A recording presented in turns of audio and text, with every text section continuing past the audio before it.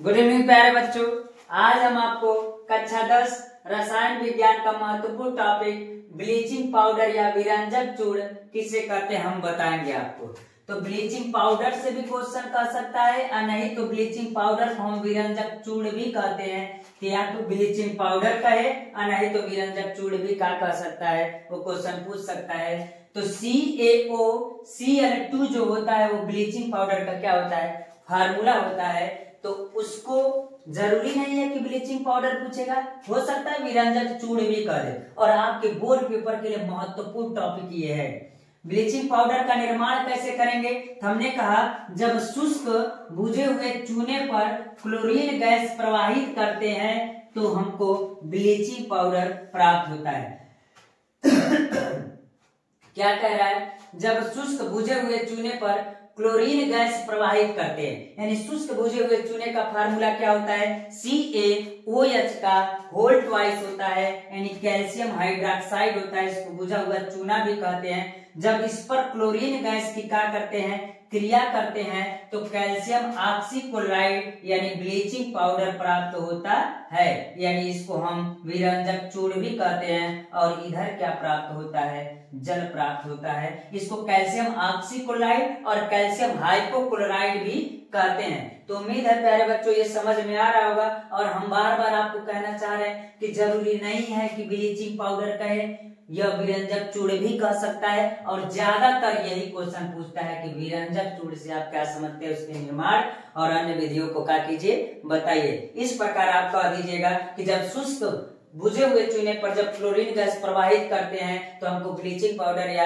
विरंजक चूर्ण प्राप्त होता है। CaOH का होल ट्वाइस पर जब Cl2 की क्रिया करते हैं तो CaOCl2 प्राप्त होता है और जल प्राप्त होता है। इस प्रकार हम कह सकते हैं कि आपका ब्लीचिंग पाउडर का होगा प्राप्त। ब्लीचिंग पाउडर का उपयोग आता है, तो उपयोग जब आएगा तो इसका उपयोग कहाँ किया जाता है प्यारे बच्चों, जरा ध्यान से देखिएगा।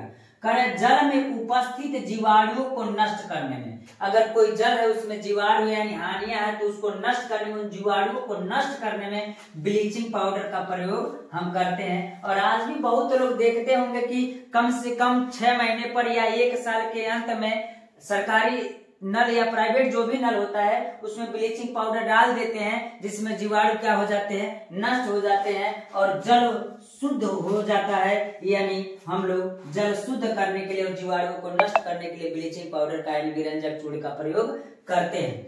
अगला कह रहा है कागज, कपड़ा, लकड़ी को लुगदी आदि के विरंजक के रूप में, यानी कागज होता है, कपड़ा या लकड़ी होता है, उसको लुगदी बनाने के रूप में, विरंजक के रूप में क्या होता है, प्रयोग होता है। अगला कह रहा है कि ऊन को सिकुड़ने से बचाने में, यानी ब्लीचिंग पाउडर यानी विरंजक चूर्ण को ऊन को सिकुड़ने से क्या करने में, बचाने में भी ब्लीचिंग पाउडर का प्रयोग किया जाता है प्यारे बच्चों। अगला कह रहा है वायुमंडल से विषैली गैस को हटाने में। अगर कोई वायुमंडल में विषैली गैस है, अगर उसको हटाना है तो वहां पर भी हम ब्लीचिंग पाउडर का प्रयोग करते हैं। और इस प्रकार हम कह सकते हैं कि विरंजक चूर्ण का प्रयोग वायुमंडल से विषैली गैस को हटाने में भी किया जाता है। और लास्ट कह रहा है चीनी उद्योग में, यानी चीनी का जो उद्योग होता है, कंपनी फैक्ट्री होता है, तो चीनी उद्योग में हम ब्लीचिंग पाउडर यानी विरंजक चूर्ण का प्रयोग करते हैं। तो उम्मीद है प्यारे बच्चों आज के बाद अगर कोई आपसे विरंजक चूर्ण या ब्लीचिंग पाउडर पूछेगा तो उसको बता सकते हैं। इसको कैल्शियम ऑक्सीक्लोराइड भी कहते हैं और कैल्शियम हाइपोक्लोराइड भी कहते हैं, या